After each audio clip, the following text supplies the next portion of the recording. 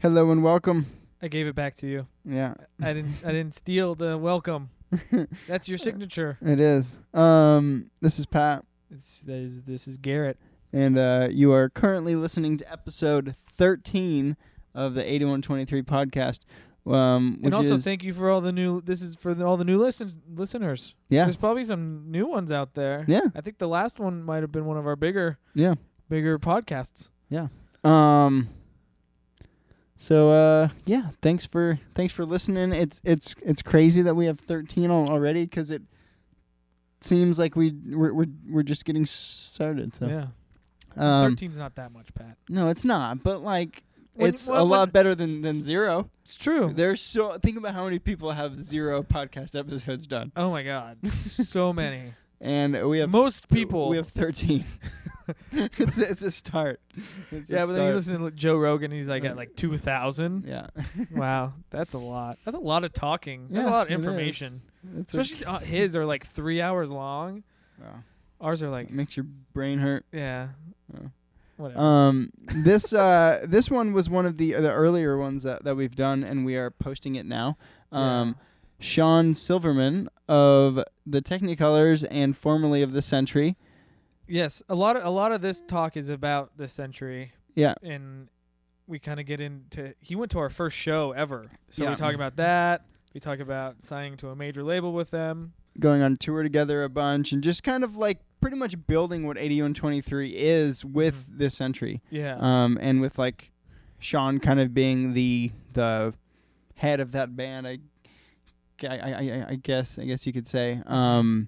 Yeah. So there's just tons of history that we have together, and he's not to mention he's one my of our roommate. best friends. Yeah. He's my roommate, so that was nice. Yeah. So it was an awesome chat. Good talks. Yeah, we're currently at home.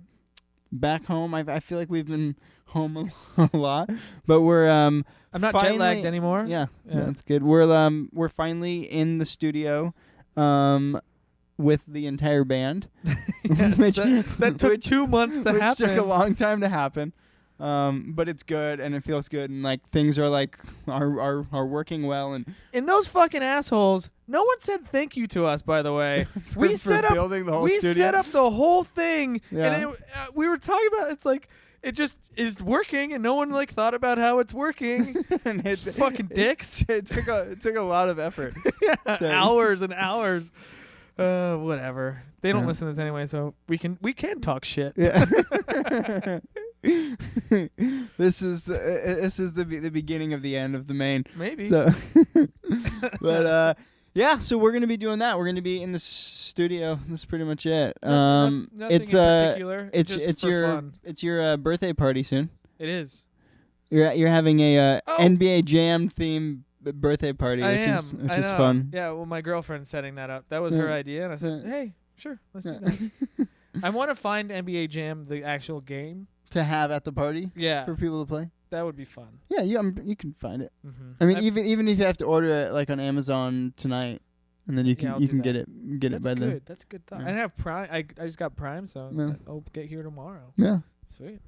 But cool. Well, we hope everyone had a happy Valentine's Day, even if you're alone and sad. Yeah, you're allowed to. What a shitty holiday. Oh, it's fucking terrible. It's so stupid. I mean, I guess this is the thing, is like I think it is and it isn't at the same time. Like it is because like it's just a made up thing to make a bunch of money, but then at the same time it's like it's a nice thought for like people that generally don't have it in them to be a nice person to somebody that they care about. It's at least maybe giving them an opportunity to be forced into it. See, that's not good. I don't think that's good. That's not good.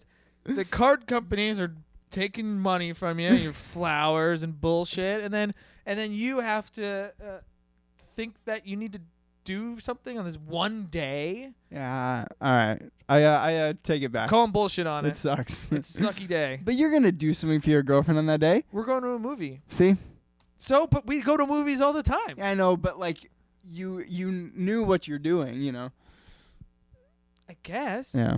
Yeah. All right. Okay, so it's the one time you're not just going and doing something random. It's like, oh, you planned this yesterday. Cool. All right. I'll stop complaining. Enjoy the This one's for all the episode. lovebirds. We're going to talk to Sean from the Technicolors now. Later.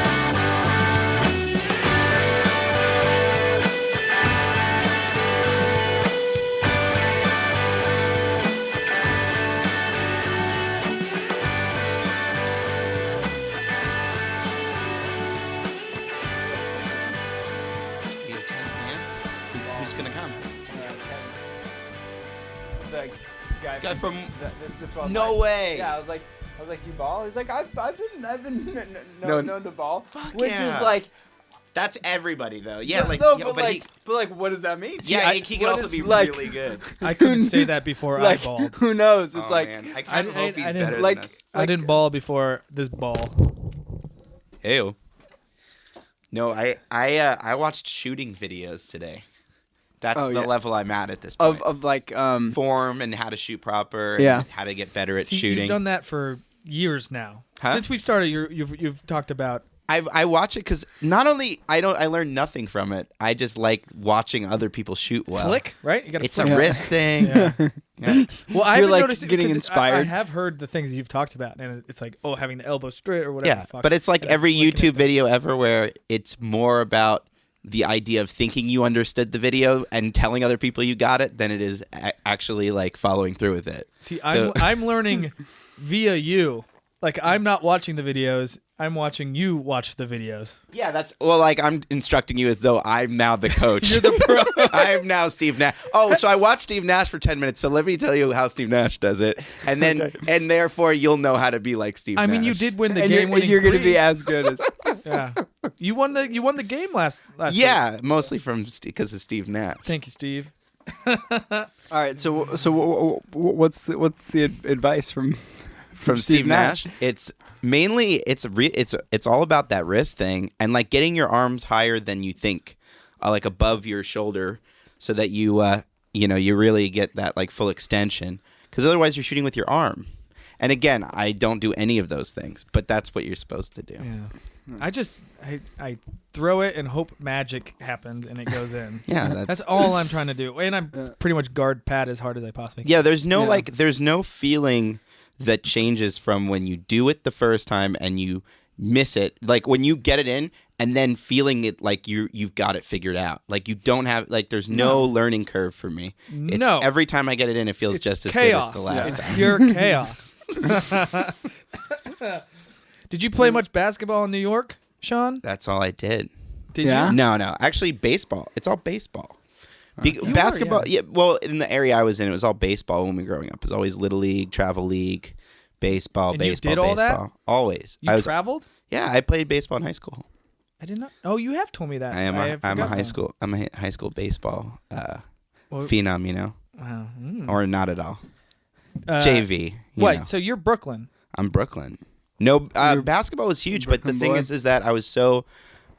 See, baseball is a sport where if you're short, it's okay. Basketball is a sport where you are at a extreme disadvantage for being tiny. Yes. Because then it's down to you and like 5 other tiny guys. Yeah. And then you got to be the best of. You've got to be so good to be like. Yeah, you like- just have to be able to shoot. You got to be able to shoot. So then it becomes, will I get to ever play? And then you just sit and watch other people And play the a answer lot. is no, unless you start an emo league. Yeah. in Phoenix. And then it happens all the time. God. So what? So you moved to Arizona when? I moved to Arizona in the middle of my junior year of high school. So right when you start, That's like, that's a yeah, that's a big move. yeah, it was the best dumb move Terrible. of all time. It was like, hey, you know how you don't have any friends?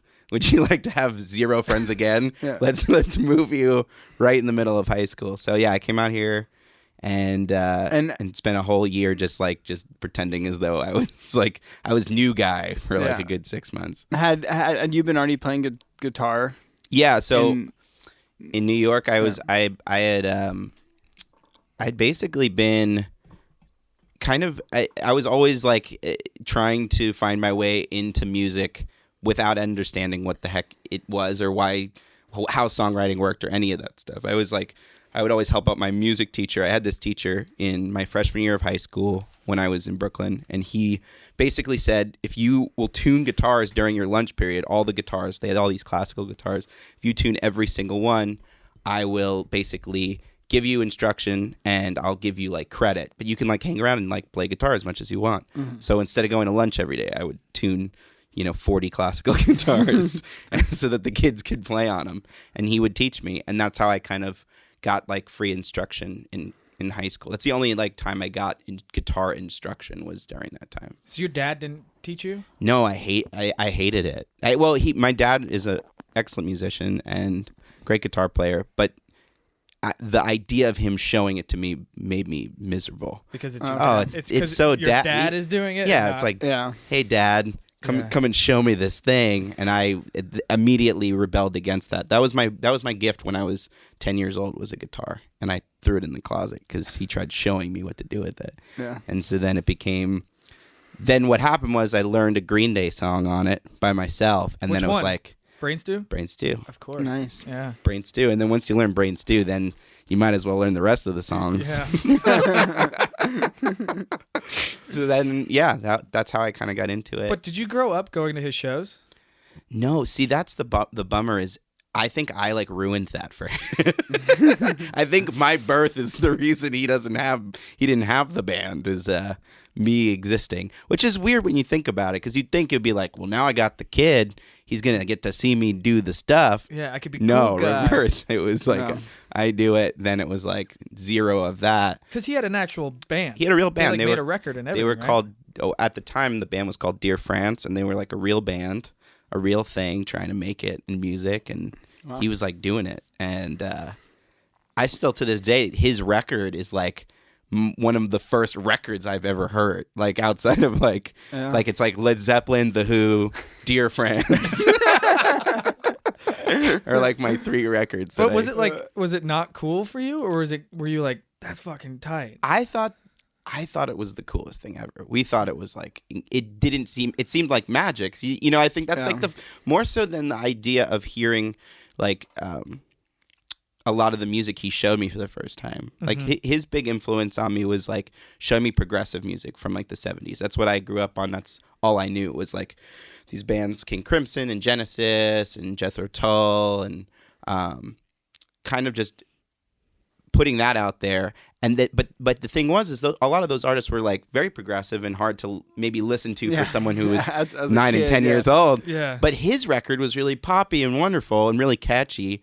And so knowing that he created it, it felt like, how is that possible? How could he do that? Yeah. And that idea came through hearing his record than hearing like Led Zeppelin for the first time. Even though Led Zeppelin, in its own right, had such a big influence on my life, not in the same way of like songwriting. Yeah. Like actually the idea of a song existing in the universe seemed possible by hearing his record.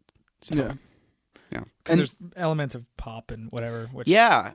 Which I think is like, weren't they like kind of a Hall and Oates kind of? Yeah, they were kind of like, they weren't yacht rocky. They were definitely on the like new wave side of 80s music. Like definitely had that Hall and Oates element, and they definitely had like the kind of like blue-eyed soul kind of thing going on which is funny because to this day it's like, I think that's why I've always kind of sought out that kind of music, is because of that record sounding kind of like my dad's records. Yeah. Like it's, and even to this day, like songs I've written before, I'll catch myself and go like, I feel like if I just change the production a little bit, I'm in Dear France again.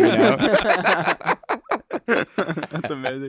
All right. So as like you joined bands, and things like you guys started playing shows and like had a little bit of an audience and stuff. What was your dad like?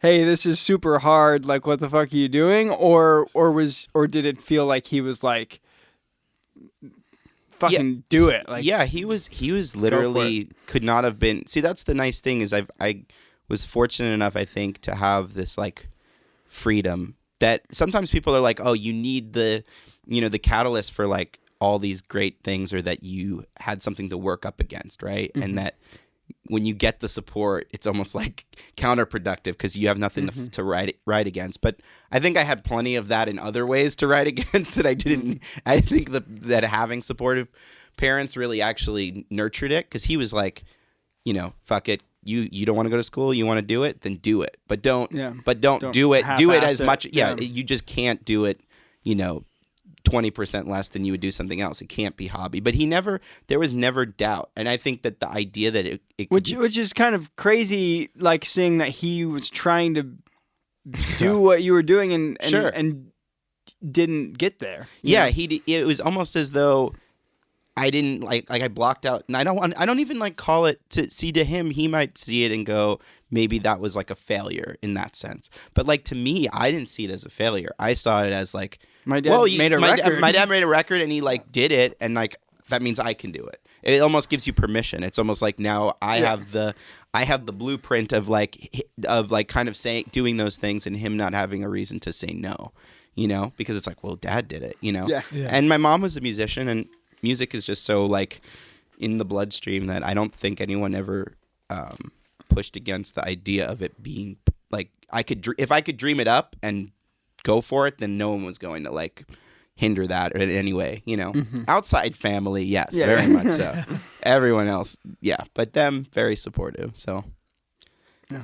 And then Alex, your brother, how was that what was it always like you guys were going to be in a band as the brothers, or did you like not, you're like, oh, I don't want to be in a band with my little little brother? I think it's kind of this thing that happens with brothers where you or maybe I don't think it's always the case, but often the case where your brother you kind of like, especially with an age gap, a little bit of an age gap, it becomes like your brother gets your friends or vice versa, and absorbs into it depending on who's the younger one or the older one. Yeah. And so for the longest time, Alex was always around my friends, always playing with older kids, always wanting to be around. And he figured out, he went through a process of having to like navigate that a lot quicker than I had to, just because of that. And so when I started learning guitar, the first thing I did, I never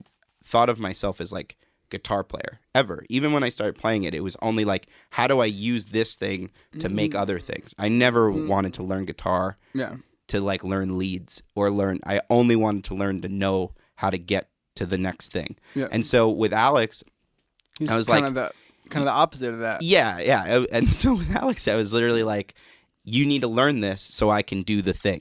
Like, you need to do it because I know I have enough, I can manipulate you enough to convince you that this is a good enough idea that you'll do it so that I can get closer to the thing. It was pretty selfish, but in retrospect, it was like... Made his technical ability is insane. So he started playing bass, 3 years before I started playing guitar. He was like 7 or 8 years old when he started playing bass. Wow. Which bass for a younger... person, I think oftentimes is like boring. It's very hard to like get excited about playing bass. Totally. And so having him around kind of just was like phase 2 of me being able to figure out, okay, well, if he does this thing, then I'll do that. Songs. Then I can do songs. So and what's funny is like right after that, the next thing that happened was my dad, which to this day probably the smartest thing he could have ever done for me was he could tell that I wanted to write songs. He could tell that I was like trying to figure it out, but I couldn't like place it yet and figure it out or do whatever. And he bought me a recording, an 8-track Zoom recorder when I was like 12, which is really early to start doing. And at that time everyone was doing sports. So it was like, it was my thing. It gave me like a sense of identity for myself, even though I didn't show anyone. And that I think was like the reason why, like, it was like, oh, Alex, come play on this. Oh, Alex, come do this. And we would kind of like work within each other and, screw up the recorder for a while until but it was the idea of being able to play over yourself and have the collaboration was so magical. It was so special that it just like kind of pushed everything forward a lot quicker than it probably would have otherwise. Yeah. And then, so then you moved to Arizona. You eventually meet Joel. I meet Ryan first. Okay. I meet Ryan through another band. I form a different band. I met Ryan through a Craigslist ad. which it makes so much sense. Yeah.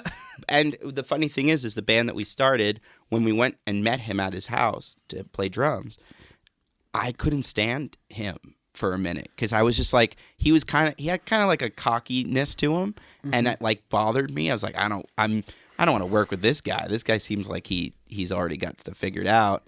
And then come to find out that we were the only ones that could write music in the project, and we actually really like found this like kinship in terms of our backgrounds and like the music we listened to. And then that kind of happened, and then Alex actually was next. Joel was actually the last kind of thing. We were the 3-piece for a while because, one, Alex was really young at the time, and so our biggest concern was like, well, we can't play bars. Yeah. We won't be able to play bars. He's only 16. We'll have to leave. And so we need to find an older singer so that we can like kind of disguise Alex in the band as an older guy, so that we could play clubs and play shows. And so Alex found Joel through high school, like a kind of just seeing him sing in high school by himself. Like and just came up to him and was like, "Hey, you should audition for my brother's band." Wow. And then we had already gone through like 4 singers, and some of which had gone on to do other things. One was this girl who ended up being this wonderful costume designer who does like the craziest, most amazing costumes. And this other guy used to be in this project called the Medic Droid. Yeah. He auditioned for us. And there were like 2 other. We had so many singers, and then once we saw Joel, we were like, okay, yeah, this is the closest thing we've had to a unit in a year, and it kind of was like really instant. We didn't really. There was no like formal like you're in the band. It was like let's write songs. Yeah, and it was just like assumed, and then that's kind of how it happened. And so, what bands were you into at that time? Like what were the influences for the century? Because you guys had like a funk, not like but like it was like funky. Well, before there was like the funky thing. Before the funky like when we came into it, we were listening to like the thing that we got into was like kind of the progressive side of things. Like we were really into like if we could think of like contemporary, like Circus Survive was really big for us, which is really and Cursive and like some of these other artists where they were kind of left of center of different scenes, like could fit into some scenes and not in others. And so that was really intriguing, and it was very musical. Yeah. So like that was the big thing. And I think that's why funk then came into it. It's like it was still musical. And Alex is just, my brother's just so naturally funky as a musician that it just seemed very natural. So then that kind of became the thing, and we were listening to Maroon 5 all the time, and that became a big, and Earth, Wind and Fire to name other not so contemporary.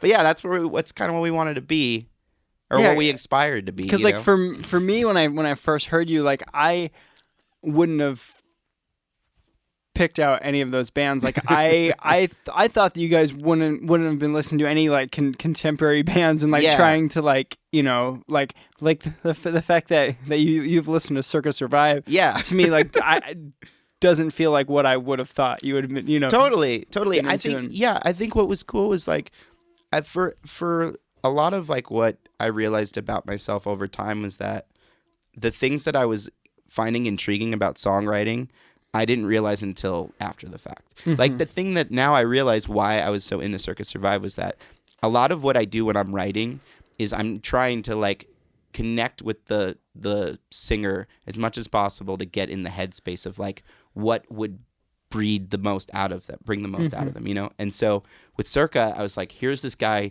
who sings higher than everyone else, who's got these beautiful, pretty melodies over very intricate music. Yeah.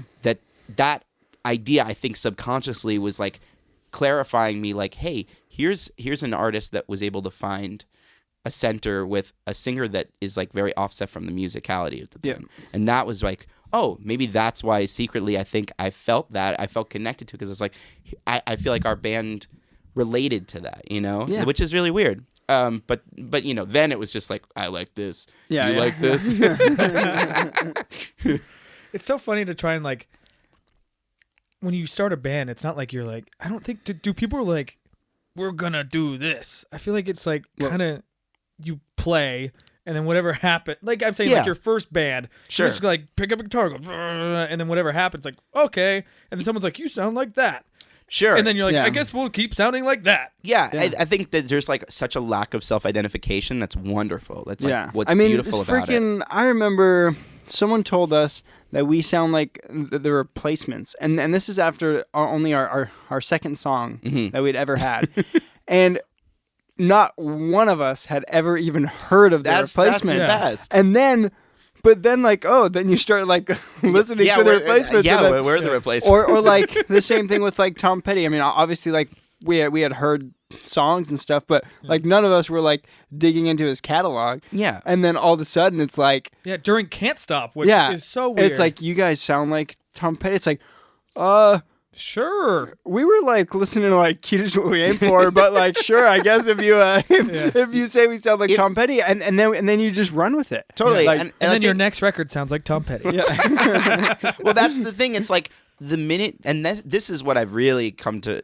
find, even like writing now, is like the minute someone else identifies you, and the minute someone gives you a value greater than maybe even what you thought, Yeah. it becomes like somewhere embedded in your brain that is part of your identity now. And that's something that I think happens when you're younger. As you get older, I think you're able to filter in a different way. But when I remember when everyone was like, yeah, you guys are really funky. Yeah. You should keep doing funky stuff. And not to be like, oh, that's what I'm going to do. But somewhere in the back of your mind, Yeah. you're like, you get the validation. And so much of early songwriting is direct validation, basically being your friends thinking it's cool. Yeah. And if your friends think it's cool, whether or not you're like, oh, I just want to do it, I'm just doing it for me, there's the sense of validation that comes with it that like creeps into the songwriting early on, because you don't know how to necessarily always filter that out, because it just becomes part of you. It's like, well, so-and-so said that song was really good, so maybe we need to like think about it for a second. You know? You need that. You Yeah. need you just need some sort of support because you're so self-conscious Sure. doing it. And Yeah. you're like, if someone's like, that's cool, it's like, fuck, let's run with that. Go. Sure. Yeah, I also don't think you realize how vulnerable you're being at certain times, and then you have to expose that vulnerability, and it's so scary. You know, there's like a fear to that. I think the biggest thing that we had to overcome for the longest time when we were first starting the Century was that I had a hard time talking about myself through writing. It was easy to talk in third person or character or writing for somebody else, because I didn't really feel like my story was relatable, because I felt like the story that I was wanting to tell was just way too this or that or too dark. And so I was so fearful of it that I didn't write the types of songs that I wanted to early on, because it felt too personal. You know, so it's easier to just like show someone something and be able to detach from it. You know, you could play them a song and be like, oh, if they didn't like it, you'd be like, yeah, it's just a stupid song, we were just like messing around and whatever, and you can distance yourself from it. Yeah. You know, to almost preserve yourself from the criticism. I guess kind of along those lines is throughout the entire career of the Century, I mean, you were writing songs and writing words, Yeah. but Joel was the one who had to put that out into the world and like sing it in a way. Was that a challenging thing for you to like do that? I mean, Yeah, no, it was kind of the best education for me on how to write songs, because what it did was it created this like real challenge, which was, you know, I now have this person who I can bounce ideas off of and create this story with, who I can project and not have to reveal much of myself necessarily in the way I would want to, but then also having to, you know, figure out how to like get in someone's psyche and understand and empathize. Like, I think the biggest trait of a great songwriter or like a co-writer, in my experience, is like being able to empathize and listening way more than you're performing or writing. Like the biggest hurdle we always had was that Joel and I came from very different life experiences growing up. You know, he like, our households were very different, our upbringing was very different, and no better nor worse. They're very like good and bad for different reasons. But when we would work together, it had this weird thing where it was like I would say something, maybe it was a little on the far left side of things, and Joel would have to like rationalize that with his background, and that was a really unusual challenge that I didn't know differently. Like I didn't know another way to do it. Yeah. So that was what I assumed it was how it worked always. And so for a long time it was just figuring out what's the writing chemistry?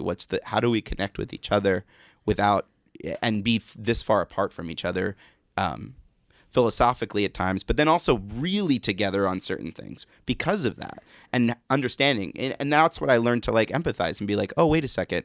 If I just listen to this perspective, I'm going to gain insight into understanding other people's stories better, writing stronger, being able to tap into something and be like, oh, this is relatable now to me. And I can like find something in my experience that connects in the same way. You know, that was the hard part. Would you write for him, or are you writing you and it just kind of a mixture of both? I think as time went on, it was easier. Like I feel like once you build a rhythm up with people after a little bit, you can write in there. I can almost hear, like I can picture how Joel sings things or how he would say things. I have like, there's like a vocabulary. Everyone has like their own vocabulary, their own slang. Yeah. And Joel had his own slang. So I knew certain things that he would say and it made it easier to like tap into that. But he also, you know, he would definitely write with me later on a lot because I wanted it to feel connected. I think it's so important. And he had stuff to say. I just think I was trying to bring that out.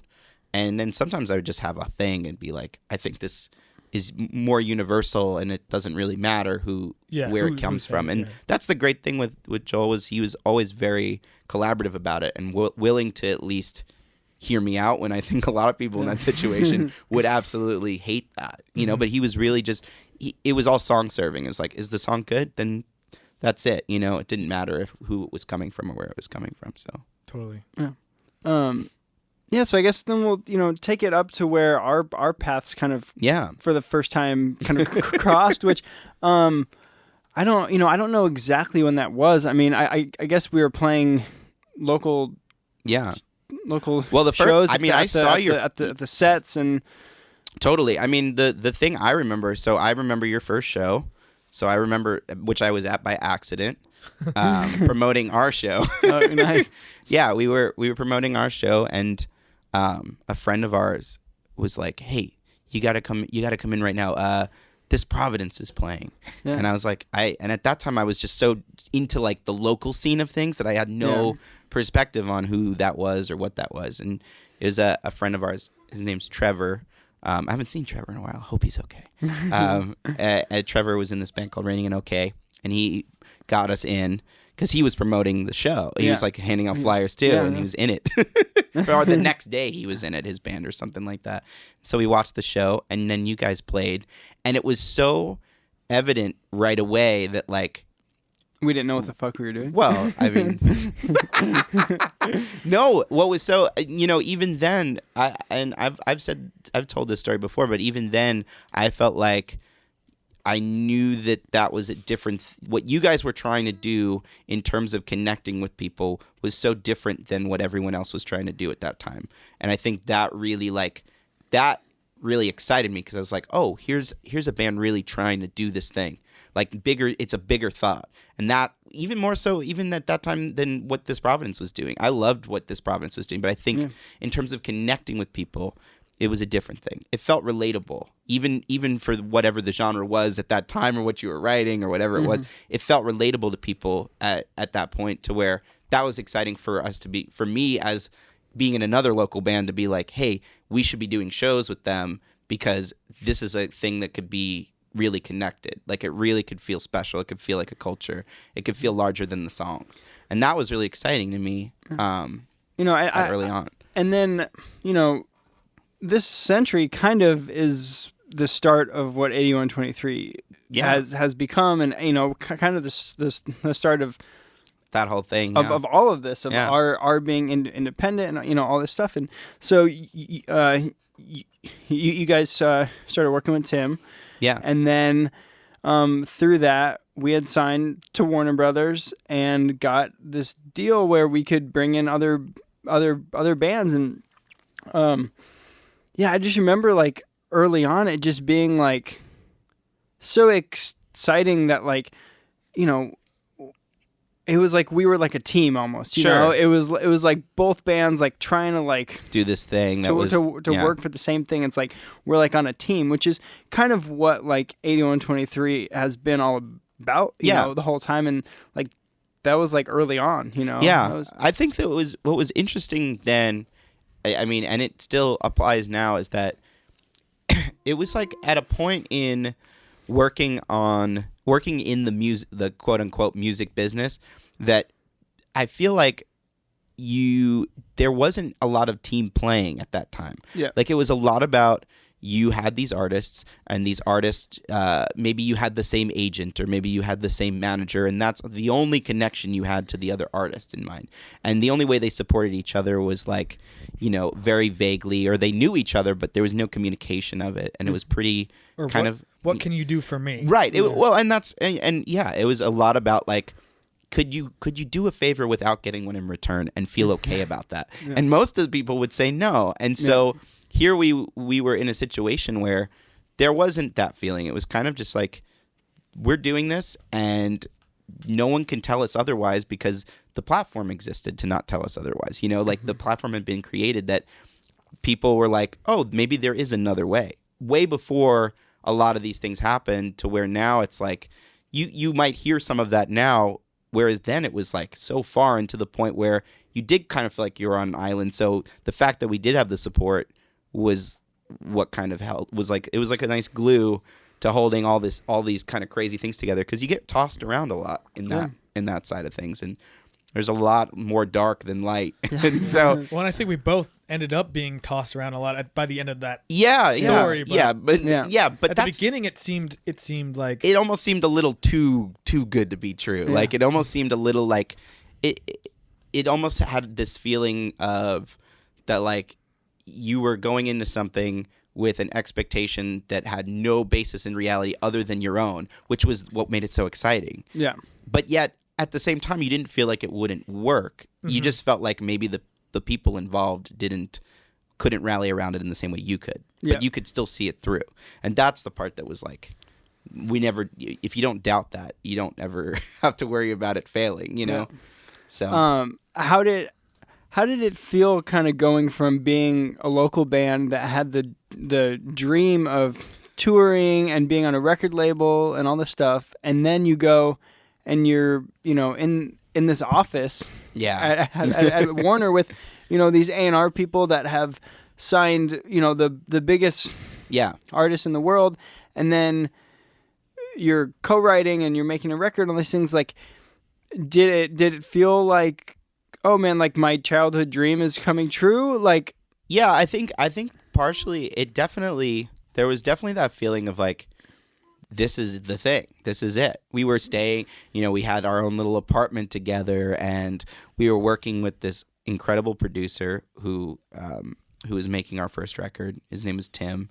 And he really... yeah, and I kind of want to like walk through the making of that record. Sure. So yeah. so from the beginning, you guys signed to Warner. Yeah. Under our imprint. Yeah. And then the first thing to do is you guys are gonna We were gonna write for a really long. You're gonna like yeah. write songs with anyone and everyone. Sure, and that was like the thing was for a while, it was like, okay, go. They came to us and they said, I remember the meeting. We sat in that Warner office and they said, give me every single song you've got. We were like, we're gonna work so hard. We're gonna write everything. We wrote like 50 songs, 50 really, really strange songs. And I remember getting the email back and literally them liking one of them. And the feeling of that was so soul crushing, to the point where you were just like, what do you mean you only like one song? How do you only like one? I mean, I listen to 50 songs in a day. I know that I like more than one of them. I mean, even if I don't like them, I feel like I like them. And so there was like a really weird feeling of like, oh, we had we had quote unquote made it, you know, like whatever that means. And yet we had no idea on the direction of it, and we had no real vision, because I didn't know how to make a record. I had no idea. I knew how to make songs, and I knew how to like show up and be like, these are the songs and let's play them, but I had no idea what a record meant until, you know, the start of this process. And we were going on all these writes, and they were They were rough. were there any that were particularly bad or particularly good? Like, my two, let's go there. And kind of like set the tone for what it is that you're doing. Sure. If people don't understand, like totally. A co-write. So like oftentimes a co-write consists of usually one or two of the band members go into a room with another songwriter or songwriters, and you oftentimes will work from scratch and create a song together and try and base. The goal of the day is to create a song that day or within 2 days, and from start to finish, lyrics, melody, the whole bit. And then use that song as a catalyst to then either A, write other songs, or B, use that as kind of the spotlight song to get your record greenlit and start the process of writing songs around that song. Like that's the one, that's the quote unquote single, you know? And so what band did the label want you to be? Who? I mean, did they say, cause they, when we had done it, it was like, Tom Petty. So everyone would come in with American Girl drum beat just going. Really? Yeah. Did that happen? No, because that was the thing. You guys were way further on because you guys had vision without realizing you had vision. Even, you know, at times, like I could tell it was a Maine song. At that time, I didn't know what a This Century song was. I just knew that I was writing songs. And that's why I think we got sent on those writing things. The goal of those trips are to hopefully through self-discovery of writing and collaborating, someone else hearing something within you or bringing something out in you to help you find that vision, to help you figure out what is the sound that makes you you. And what you end up finding a lot of times on those trips is you know more about yourself through the failure of writing songs with people that are either, you know, so gifted at songwriting that they write a song without trying and it has nothing to do with you. You are totally bypassed in the process and they just write you a great song and then you feel no connection to it, or you strike gold and you hit this thing and it like now becomes your identity because you don't have enough confidence to say no or yes or whatever. No. That's the thing with those trips was we had no there was no personality in it because I think I was just absorbing. Yeah, and not which is exactly what happened to us, you know, because for both of our bands during that time period, for Black and White and the Sound of Fire records, is that those are the only times that we have had or have since then, you know, written songs with other people to make a record. Everything else is just we just get in a room and we write songs, and it's just very like.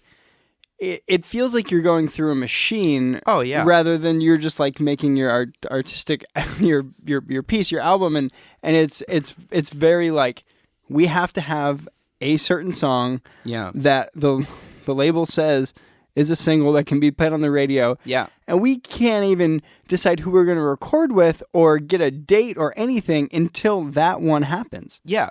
The sense of the sense of timing of things when it comes to like getting the record greenlit is such a bizarre time because oftentimes, or at least in our case, we were so uncomfortable. We were already so uncomfortable, and then we had to make the biggest decision. Mm-hmm. There was no sense of like there was no solid ground in it, and the only thing that they were wanting was this one song, you know, one song to rally around as the defining thing for your whole career.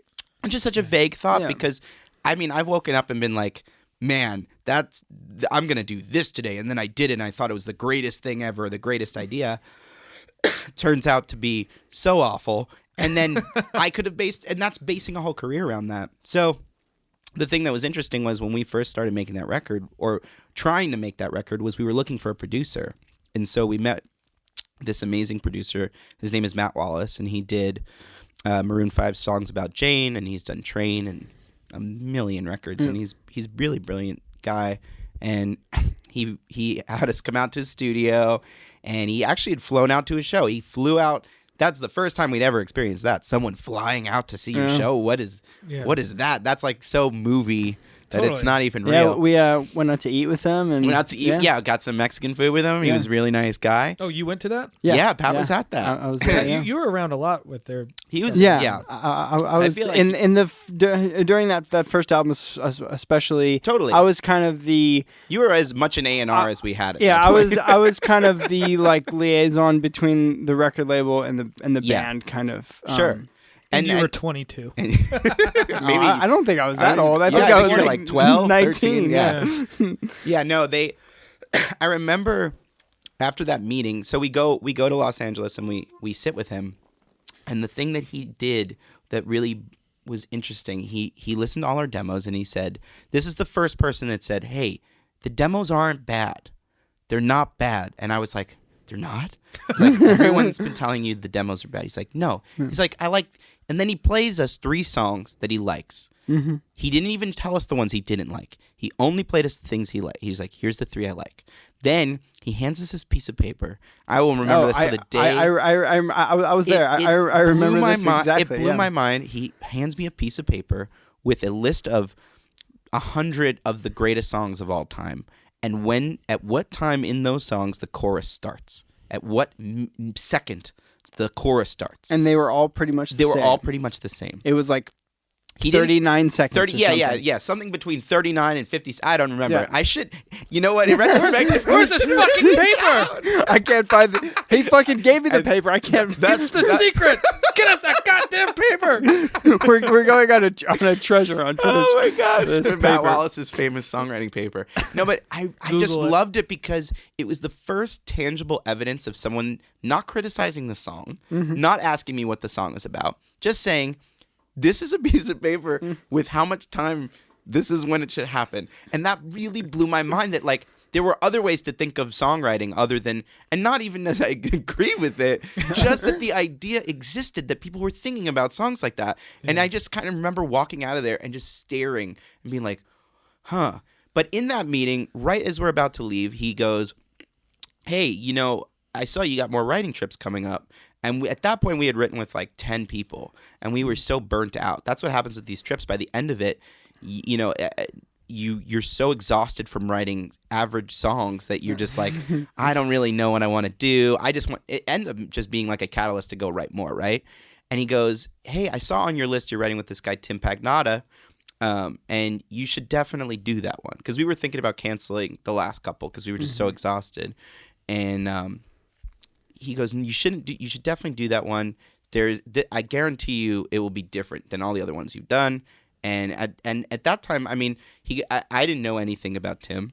I didn't even know what band he had been in before.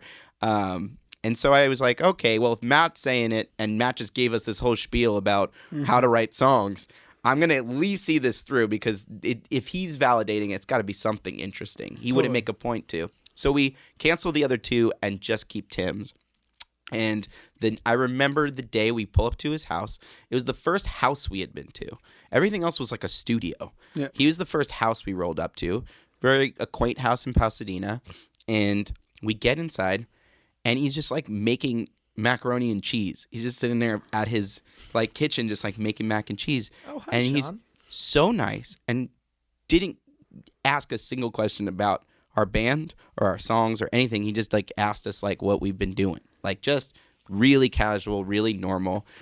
And you know, come to find out, he had been in this band called Sugar Cult, who I really thought was great, but I had no idea that it was, you know, his band or anything. And I think that like the lack of preconceived notions about that maybe, or fate or whatever, brought it there. And we just spent like a day just like talking about music and talking about vibe and what it meant to be in a band. And there was something relatable about like, here's the first guy that like has really done it, has like been through the ringer and knows exactly what we've just gone through from a band perspective.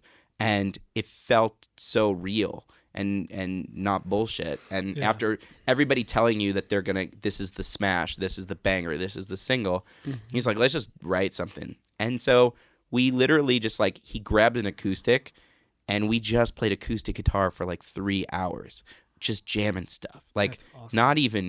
not even like anything, like really like whatever. Where all the other writers, it's really it's fancy. There's beats and there's this and or there's that. oftentimes in Hey, these bros, you need a coffee? My assistant could go get us one. yeah. There's a lot of that. What was cool is that after that, we kind of didn't have something kind of jiving, and then he's like, let's go to 7-Eleven. Let's like, it was just so casual. And then he ends up kind of just like, we end up jamming, and then we started doing what ends up being like the beginning riff for our song Sound of Fire. I start playing it on guitar, and he just kind of starts like jamming. Like it felt like a fifth member. It felt like a band. It felt like he was just part of the band, and it was helping us kind of like notice the things about us being in a band that were cool. It was okay to be just us. And it was so fun. We literally, cried laughing from that session. The worst lyrics, the funniest stuff. And we end up leaving that day and going like, I don't think I've ever had that much fun doing anything with songs, ever. I don't know how I would do it differently. I don't know how, and then it became, we record the demo. We sent the demo over to Craig at the time, who was our A&R, and Tim and you. And it was like, oh, that's cool. This is awesome. This is really awesome. It sounds like a band. It sounds like you guys. It sounds fun. And then that kind of became what that record was. And you guys wrote the whole record in that same way, you know. And it went from taking forever to then very quickly. Yeah, it like almost hit like fast forward. It was almost like it almost snapped everything into place. It was almost like, wow, there's a more, if it works on I think there's like that dumb adage of like, if it works on acoustic, it'll work in any production model, which is really funny now thinking about that. But in a way, in that way, it really did. It was like, it didn't even matter. And then we literally I remember calling up Tim and being like, hey, so could we go and make a record with Tim Pagnotta instead? And we kind of got Tim Pagnotta as a producer through Matt Wallace, even though we were already like ready to go with Matt Wallace. I mean, there were like legitimate discussions of Matt Wallace making the record. Like numbers were thrown around, dates were thrown around, and it switched. And we just like took it, and he was so cool about it. I remember him giving the good wishes of like, so happy that Tim was doing it. And that was such a big deal, because at that time, Tim, he's since gone on to produce some wonderful records, some really big records. And at that time, he hadn't really. It was like he had that one Neon Trees. He had just the Neon Trees at the time, and even when he was writing with us, he didn't even have that song. The Animal, which ends up, I was talking to Garrett the other day about this. He showed me the demo to Animal before it was done, and he was like, "Hey, check this out," and he just showed it to me, and I was like, "What is that? That's a big song, Tim." I remember like knowing from the demo that it was a big song, and him going like, "Yeah, I don't know, like the label they like it, but I don't know," because he was still just didn't have the cuts like he does now. And he literally the next like 2 weeks later, we're in the car and it's on the radio. It's a big song, and so that kind of changed while we were working on our record, and we were like, well, wait a second, maybe they could do this. This can happen. Maybe this can happen to us, And, like 2 weeks later, we'll have a hit. Yeah, and 39 seconds, the chorus comes in. And in like classic major label fashion, which I think like happened to us a little bit too. But so you guys go and you have this like amazing experience. Yeah. And you make the record, and it's like so fun, and it feels like all the hard work is like finally coming together. Sure. And then now there's this one other thing, which I haven't even talked to you all that much about. But so then like the record's done, and then To Love and Back. Yeah. The song which was on the EP before, Craig, the A&R, who was, a great A&R guy and really, really good with songs, but he was obsessed with the song. Yeah. It became like it was like his project, baby. It was his project was not the band. His project was that song. Yeah. And that's how I felt. And the thing is that song, even when I showed that song to like Tim Pagnotta when we first did it, he didn't want to touch it. He liked it how it was. And that was like, okay, but Craig's insisting that we redo this and put it on the record. And he's like, okay, well, we can try, but we've got to do something to it to change it, because the energy of it's really great and it doesn't seem like it needs to be messed with, And then in classic major label fashion, it became, okay, well, how can we blow this one up? How can we make this the big song? And so we literally chased this song into the ground for a while. I mean, you ended up working with JR. with JR, who was a big pop producer at the time. Yeah. And spent $50,000. Yeah, a Which- real $50,000 US dollars. US dollars on basically a Glorified remix. A remix Yeah. of To Love Him Back to put in the record, which was as much as the rest of the album cost. Yeah. So for one song, or a Yeah. remix of one song, $50,000 was spent Yeah. to do this, which like now seems insane. It so literally is like insane. Like actually, you insane. guys were kind of, and us kind of along the last lines of like that money Being that tossed kind around of that money way. being tossed around for like our Bullshit. our Yeah. types of bullshit bands. yeah. I mean, like we've told the story before where they flew out Jared to LA to do a bend in the chorus of Right Girl, But- and just to give people context, I'm gonna grab a guitar and hand it to one of you, and we're gonna show people how long it took Jared to record this part, and they paid for plane tickets. Yeah, he has what? I'm doing a bend? Yeah, just bend the guitar. So hold on.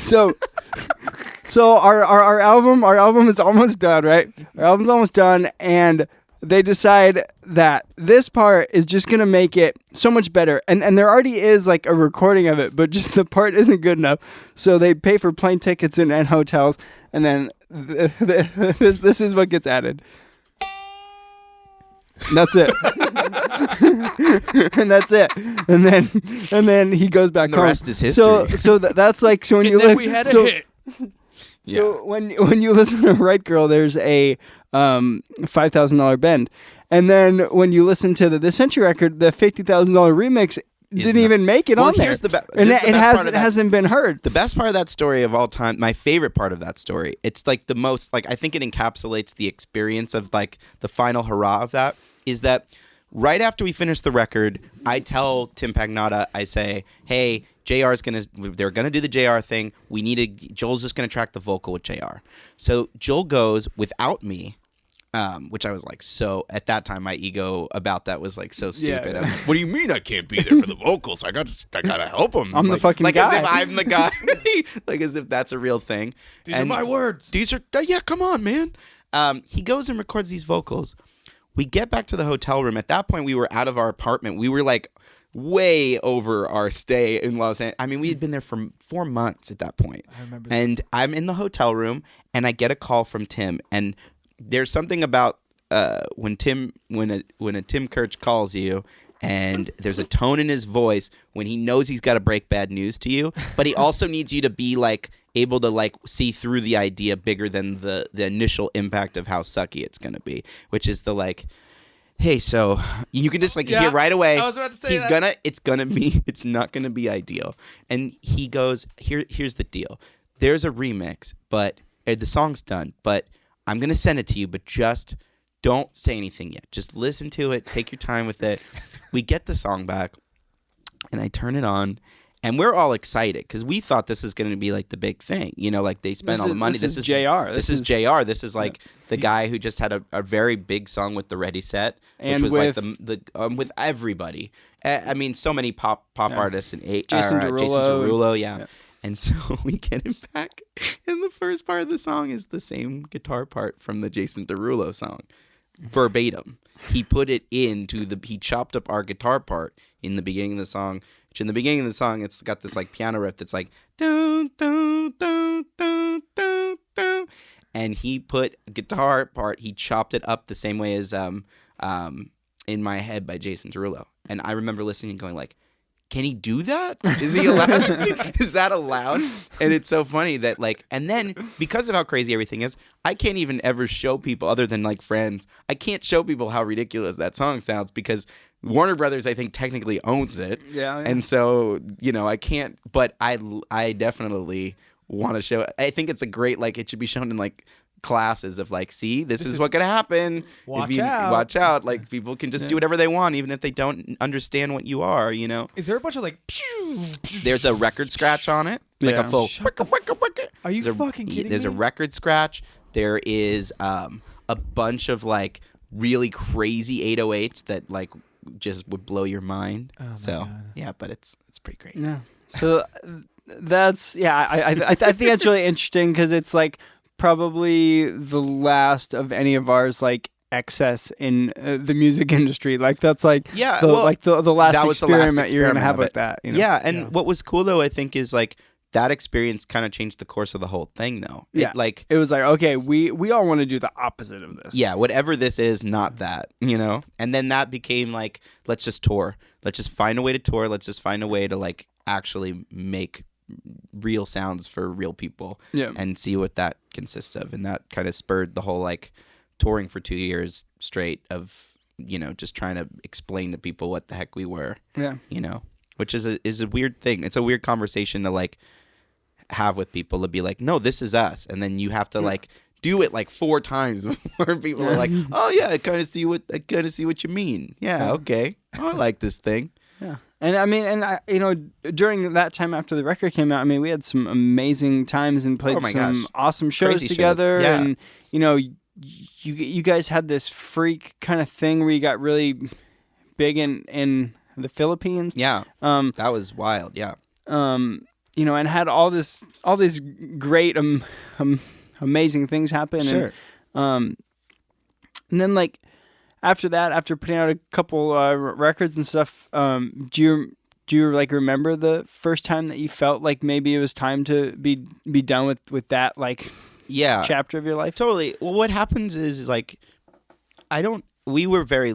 I'd like to preface it with that we were really lucky because a lot of bands kind of don't realize that like the creative momentum is disappearing until it explodes and it becomes personal, you know? Mm-hmm. And at that point, what had happened was like, I didn't know what else to say. Like I really hit a wall where I was like, I don't know what else to really communicate right now, you know, through this, in this way. And we all kind of agreed. Like we wrote this record called Soul Sucker. And I was really proud of it because we really didn't know what we were doing with that thing. Like it was long, and it was like us searching to try and see if we could kind of piece it together. And through that, realizing like, hey, we do this. This is fun. I love this. But you know, we're all so close at that point. And I could feel the songs not feeling natural. Like it feeling like I was really just writing a song to write a song. And that's when it starts to feel like it's not, you know, it's not working anymore. And I remember finishing the record and going like, and getting on a call with Joel and Ryan and just being like, yeah, I don't know where else to take this. And also it's like, I'm tired. I'm like, we were really exhausted because we had gone through some really crazy ups and downs, as like every band does. But like to the point where it was exhausting, where it kind of deflates the balloon a little bit. But like also being like, hey, we finished a record. Somehow we did another record. Let's put the record out. Let the fans enjoy it for what it is, and then move on from there, you know, and not have it be this like dark kind of weird thing, and let everybody just kind of like find themselves again, you know, because I never had a chance. I feel like you know, there's that weird thing where it's like, if you don't take time to find yourself through being in a band, you often lose yourself in the band to the point where you forget that you have to be a person too. You have to be a person you have to be a friend to other people outside the band, and you have to be, you know, conscious of other things, or you start to like lose being it, on you tour know? can be, and being in a band, and you know, it can be just a like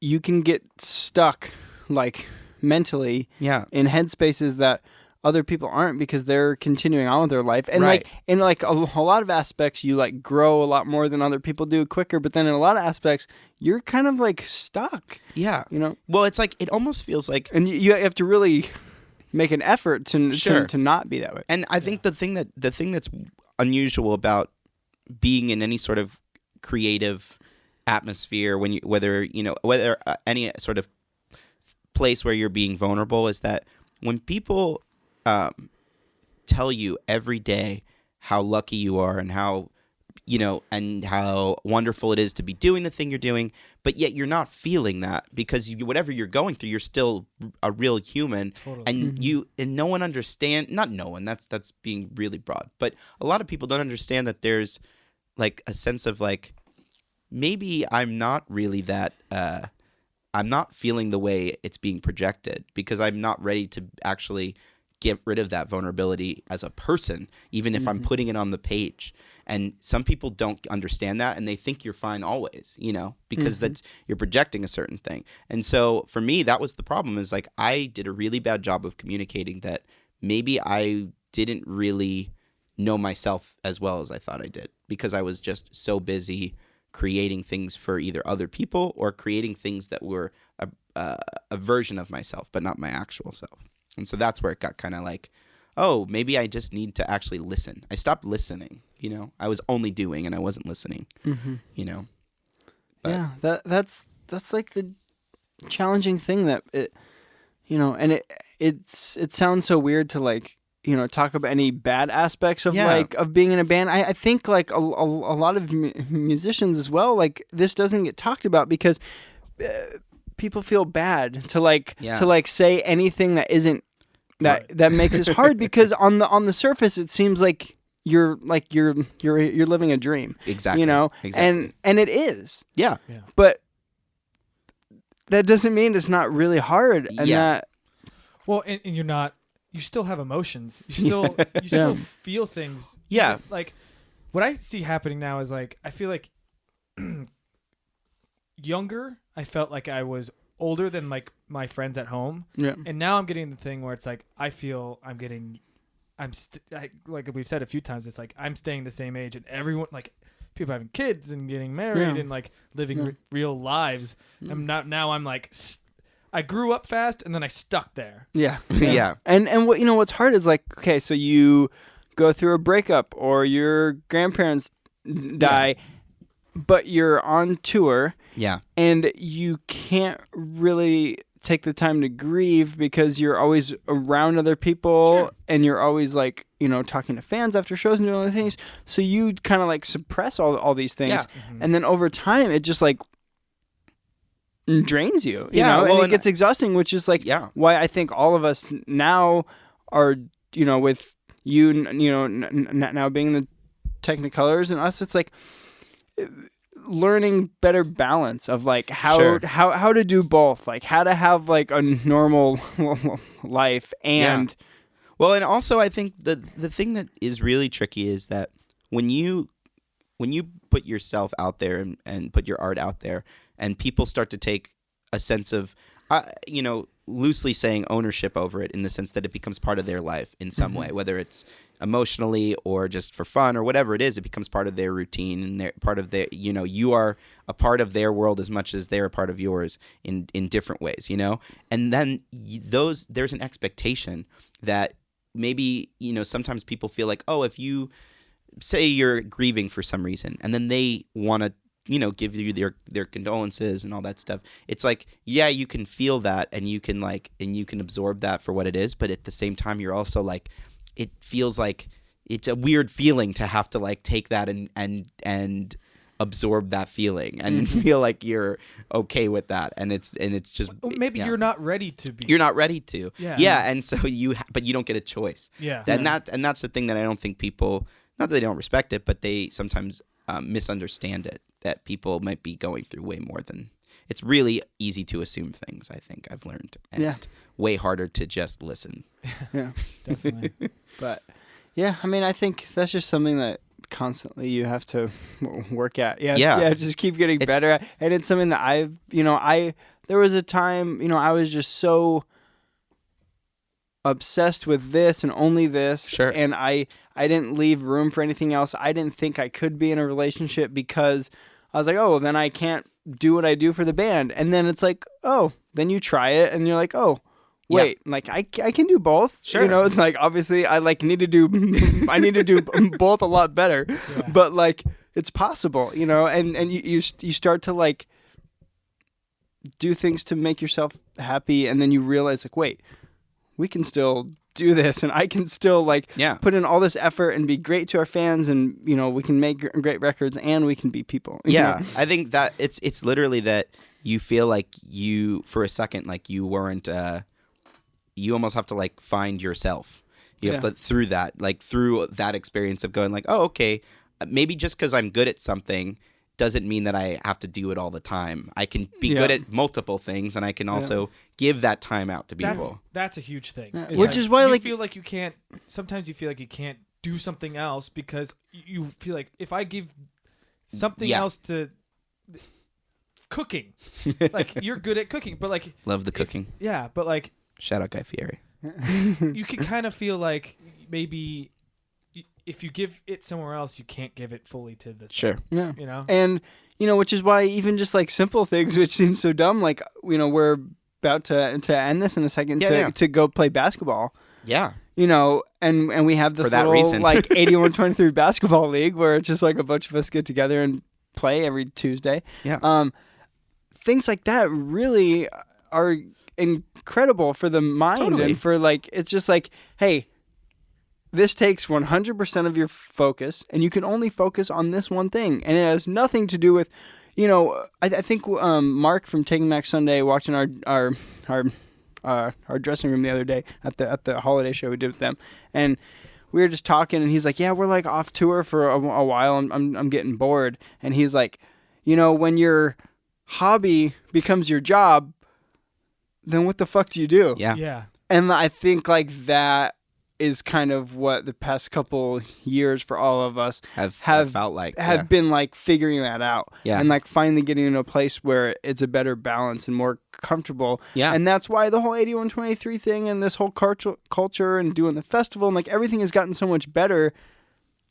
And at the same time, But yeah. we all are happier. Yeah. Well, and I think the only reason I was able to like move on to a different situation, the reason I chose to go back into another band And tour and and- do yeah. all the stuff again was the condition that, okay, if I'm going to do this again, I'm going to come into it with a very different head. And I'm going to do it because for that exact reason, which is it needs to somehow still feel like a hobby. Like, even if it's not, it needs to like, you need to trick yourself into feeling that way, because then it feels like when the pressure's off is when the magic happens, Yeah. And then that's why the whole reason that I continue to do it is that I found a way to trick my brain into feeling like I'm, 15 and doing it all over again. And that's why I feel special again, Yeah. So. Well, we're all pretty lucky, I think, to be able to be to be doing this. Well, this podcast is insane. brought to you by Your Feelings. Thanks for getting very emo with us at the end there. There we go. Basketball. Yeah. One basketball. Spaldings with a Z. We appreciate their support. Basketballs. And we Cool. will talk to y'all soon. Goodbye. Thank you. Bye. Thanks, Sean. Yeah.